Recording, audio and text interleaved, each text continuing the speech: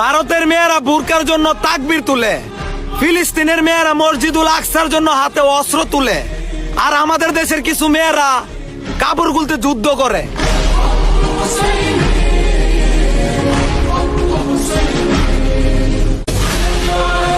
যদি কোনো ছেলেকে বলা হয় যে তার প্যান্টের চেন খোলা, তাহলে সে তার লজ্জায় সাথে সাথেই লাগায় ফেলে।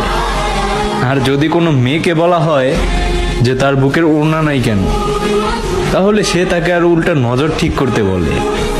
তাহলে কি এইখান থেকে আমরা ধরে নিব যে মেয়েদের থেকে ছেলেদের লজ্জাটাই বেশি?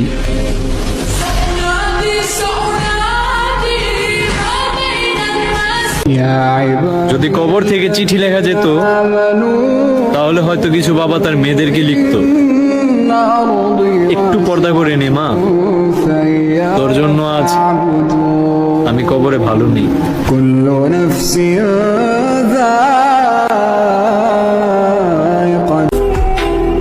আস্তাগফিরুল্লাহ।